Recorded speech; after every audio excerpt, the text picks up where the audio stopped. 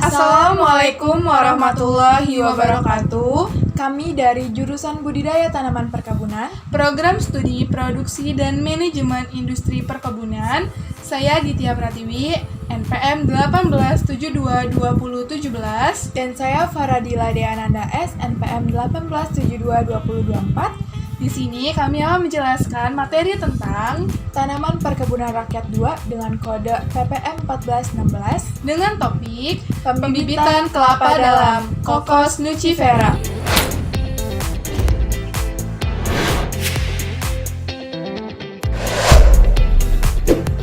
Nah, materi yang pertama kita akan bahas tentang apa itu kelapa dalam.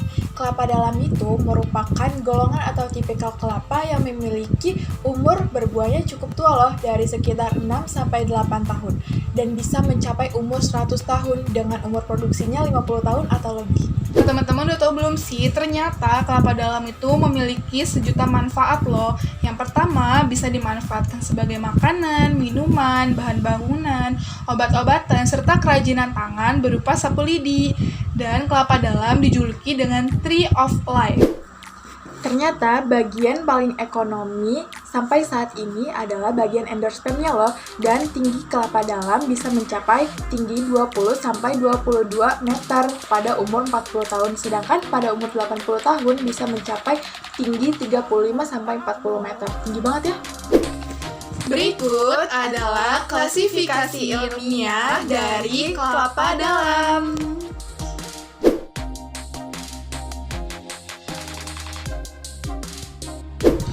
Nah, jadi teman-teman semua, di Indonesia ini terdapat dua jenis kelapa. Yang pertama itu kelapa genjah atau draw coconut. Yang kedua yaitu kelapa dalam atau tall coconut. Nah, untuk tipe yang bagian kelapa dalam ini umumnya batangnya memiliki tinggi 15 meter dan pada bagian bawah itu biasanya membengkak. Nah, kita biasanya sering menyebutnya dengan bole. Panjang pada daun kelapa setiap pelepahnya itu berkisar antara 5-7 meter dengan mahkota daun terbuka berkisar 30-40 daun. Waktu berbunga tanaman kelapa dalam bisa mencapai 7-10 tahun setelah tanam, dan juga waktu masak bisa mencapai 12 bulan setelah reproduksi yang pada umumnya melalui penyerbukan silang.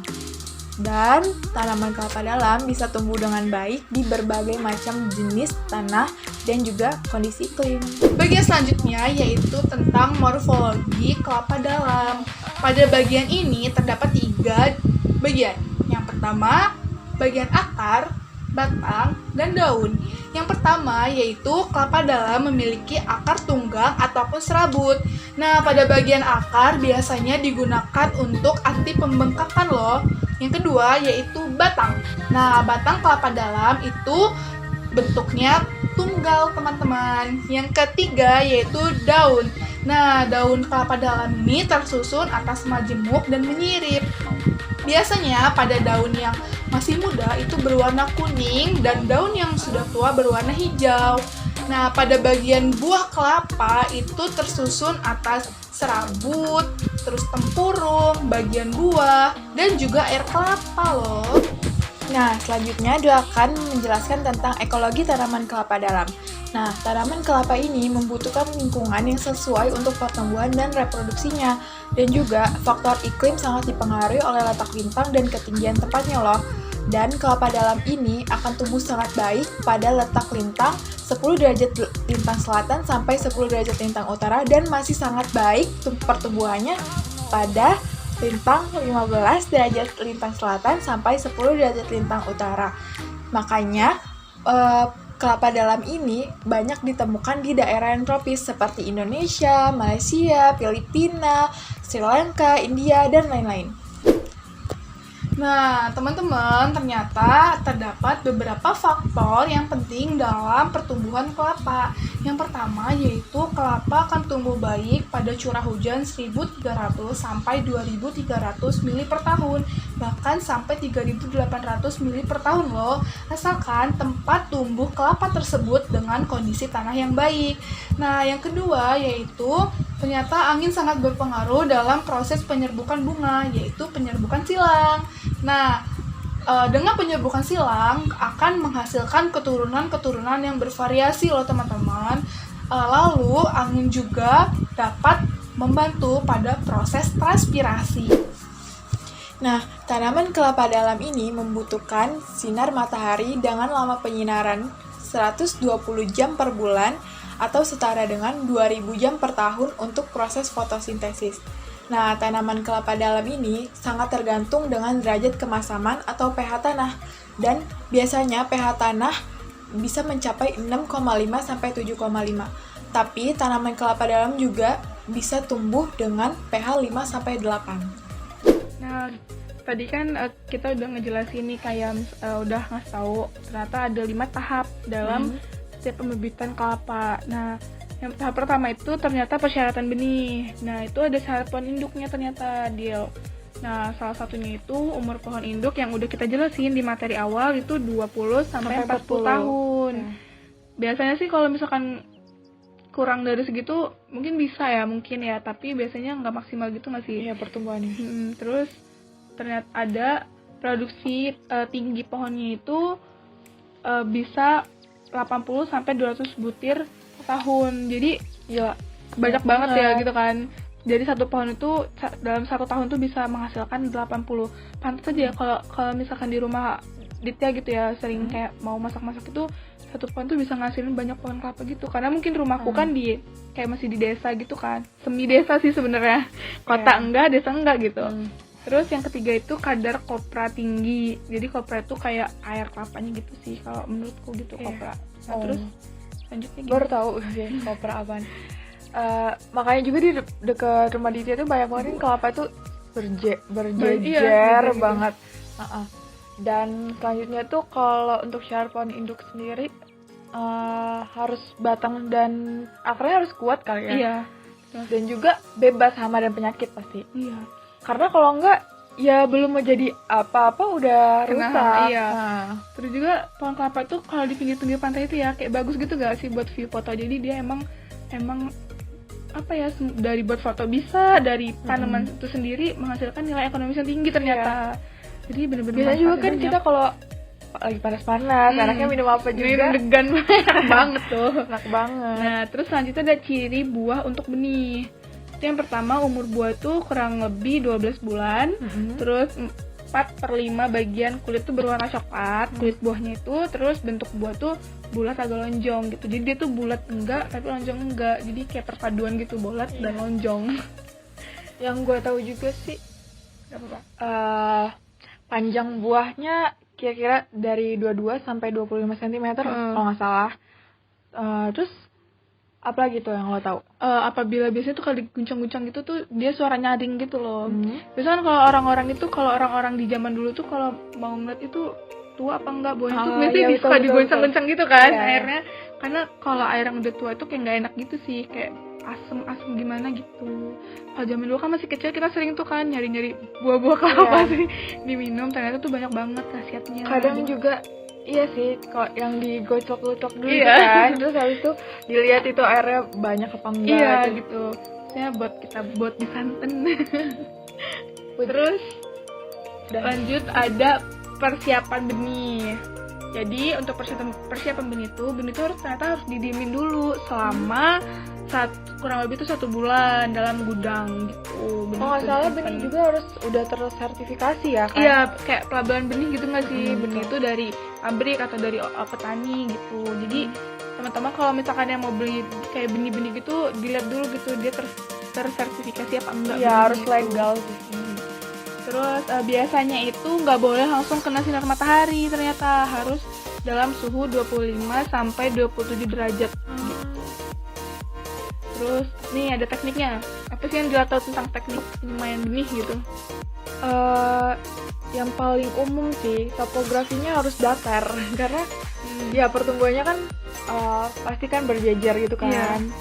Dan pasti nanti ngeliatin tingginya pohonnya harus sama, rata, seragam gitu. Tapi waktu itu kan Ditya pernah nih ya, waktu ke Bali tuh di sana tuh ada pohon kelapa yang dia ngelingkar gitu bentuknya. Oh ya? Iya, itu belum tahu sih ya karena apa, mungkin sih karena pertumbuhannya, mungkin ya karena faktor-faktor lain tuh jadi lucu gitu, dia jadi objek gitu sih, dia bulat gitu, ngelingkar. Jadi dia nggak lurus gitu bentuknya. Banyak sih kalau di Bali tuh kayak gitu buat berdoa-doa sih mereka banyak gitu. Dan juga harus dekat dengan sumber air sih yang paling Iya, penting. benih. Air itu paling penting sih Iya, untuk karena- pertumbuhan. Karena kalau di Indonesia tuh kan kadang musim kemarau panjang tuh, terus kadang juga hujan terus tuh, benih juga kalau menurutku tuh nggak bagus gitu kalau misalnya terlalu kena banyak air gitu. Jadi harus pas. Itu makanya kenapa harus dekat dengan sumber air gitu. Terus dekat dengan lokasi penanaman. Jadi kalau misalkan benih itu di biasa penangkaran benih gitu ya, terus sama lokasi biasa yang mau ditanam gitu harus deket gitu nggak sih? Karena biar nggak nyusahin gitu. Nah, ada kayak persiapan polybag yang udah kita jelasin tuh ada 2, jadi bisa pakai polybag sama nggak pakai polybag gitu ya. Biasanya kalau yang nggak pakai polybag itu biasanya langsung ditanam di tanah gitu loh, Semai. iya di semai gitu kan. Terus apa lagi nih? Jadi kita penanaman posisi itu, oh ternyata penanaman dengan posisi segitiga bersinggungan.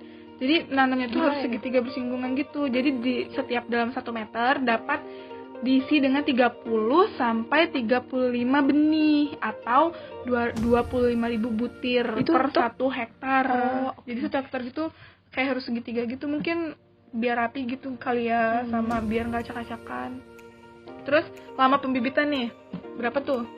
Lama pembibitannya 5 sampai 7 7 bulan. bulan. Lupa. Iya.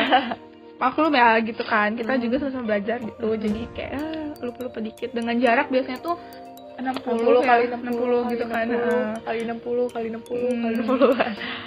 Itu biasanya kalau yang jumlahnya bibitnya 24.000. Ternyata kalau misalkan jumlah bibitnya makin berkurang gitu ya, atau makin dikit itu makin lama gitu ininya. Tapi untuk jarak tanamnya sama semua ya iya, rata-rata ya? 60 kali 60 gitu. Mungkin itu udah yang ideal banget gitu sih.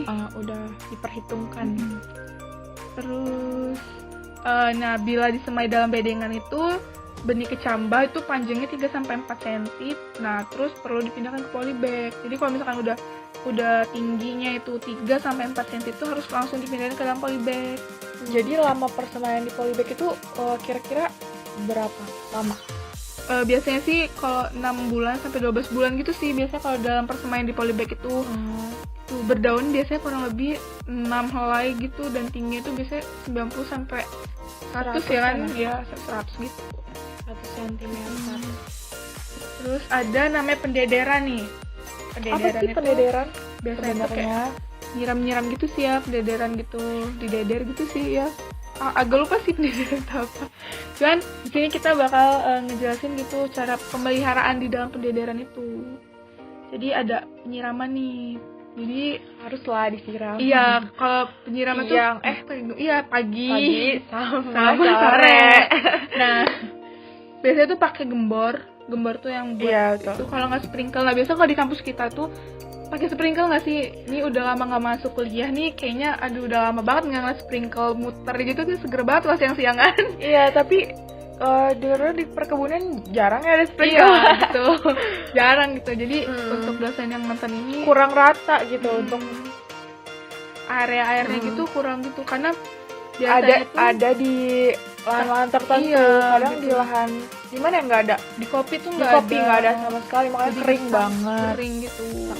Nah itu biasanya satu hari itu 51 persegi perharinya itu, jadi tiap pagi sama sore. Nah terus biasanya ngebersihin rumput-rumput. Nah kadang tuh rumput itu juga mengganggu gitu kan, biasanya kayak ganggu, mungkin bisa ganggu petaninya gitu Iya, ya, ntar ganggu malah jadi tempat patogen. iya, hama-hama lain gitu Iya. biasanya bisa di situ kan. Nah, proteksi ya, penyangan gulma sih yang penting sih menurutku. Terus pemupukan. Nah, pemupukan ini harus banget ditakar bener-bener gitu, karena Karena udah ada perhitungan ini. iya, terus juga kalau misalkan kurang itu tumbuhnya nggak maksimal. Kalau berlebih juga ya bakal mati gitu kan di pemupukan. Terus seleksi bibit nih. Itu paling penting juga sih. Seleksi bibit harus banget. Nah, tahu nggak sih kenapa kalau misalkan kita setiap nanam bibit itu nggak boleh pas gitu, kayak misalkan kita mau nanam 100 bibit, nah tapi yang kita tanam itu 120, 150 gitu, itu kenapa sih Kak? Karena mungkin ya setahu gue mungkin kita menyiapkan untuk siapa tahu ada yang pertumbuhannya nggak baik Iya, atau gimana. Jadi gitu. untuk melengkapi gitu. Iya benar juga sih, kayak kita biasanya kalau nanam itu dilebihin, ya itu kadang ada yang disuka, kalau bibit itu kan kecil-kecil ya, suka ayam, suka patah-patah gitu, iya, betul. terus rusak gitu, jadi kayak kita antisipasi gitu Waktu itu juga pernah nyemai ya kan, terus ada semut segala macam itu gitu. nggak boleh tuh, nanti pertumbuhannya tuh kurang baik gitu. Jadi untuk teman-teman gitu kalau misalkan mau menanam benih itu harus dilebihin dari yang mau kita tanam, kayak kita menanam 100, minimal ya 110, 115 gitu untuk antisipasi aja. Nah, dari polybag itu biasanya setelah 9 sampai 12 bulan tuh langsung dipindahin. Yang kalau dari polybag harus dipotong ternyata, dipindahkan dan dipindahkan tuh dalam musim hujan. Karena kalau kemarau mungkin ya kan ini kering kan tanahnya, dia juga nggak dapat serapan air mungkin sih. Mungkin tanahnya juga kurang gembur gitu ya. Terus bibit. Jadi itu aja dari kita tentang pembibitan. Itu aja sih yang kita tahu baru. Ya, yang baru kita tahu. Kita pelajarin itu tentang pembibitan, itu teknik-tekniknya segala macem. Yang penting sih kita tuh kayak gini ya, nanam itu yang penting tahap-tahapan gitu sih, sama rajin-rajin gitu dilihat. Apalagi kalau penyiangan gulma tuh ya biasanya kalau udah ditanam di lahan itu 2 hari sekali tuh harus dilihat gitu gulmanya itu ada apa enggak, karena gulma itu kadang ngeganggu banget. Yang paling penting juga sih penyiraman ya, karena kan kita mahasiswa, terus kadang ada yang kuliahnya pagi di kelas, sore juga lagi ada kumpulan organisasi gitu kan. Kadang-kadang kita malah tabrakan terus lupa, malah kepindah 2 hari itu malah jadi bisa pertumbuhannya gitu. Jadi kayak harus.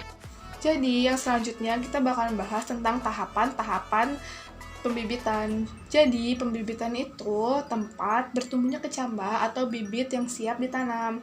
Nah, di dalam tahapan pembibitan ini ada 2 cara. Yang pertama, pembibitan dengan polybag, dan yang kedua pembibitan tanpa polybag.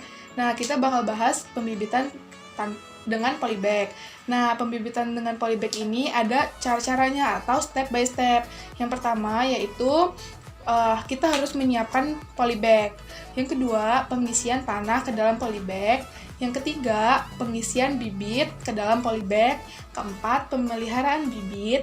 Kelima, yaitu pengendalian gulma, hama, serta penyakit. Yang terakhir, yaitu pemberian pupuk terhadap bibit. Nah, selanjutnya pembibitan tanpa polybag. Nah, syarat-syarat pembibitan itu hampir sama dengan syarat lokasi persemaian, seperti lokasinya datar, dekat dengan sumber air, dapat dijangkau, dan dapat diawasi. Dan pembibitan tanpa polybag ini ada 2, yaitu pemindahan bibit dan seleksi bibit. Kita kupas satu-satu tahap-tahapan pembibitan tanpa polybag. Nah, tahapan-tahapan pembibitan tanpa polybag ini, yang pertama kita harus mempersiapkan lahannya dulu. Kita bersihkan dari pohon-pohon, dari rumput-rumput dan semak belukar yang ada di lahan pembibitan. Yang kedua, kita harus olah tanahnya sebanyak 2 kali untuk supaya tanahnya menjadi gembur. Yang ketiga, kita membuat bedengan setinggi 25 cm untuk panjang dan lebarnya menyesuaikan dengan kebutuhan pembibitan.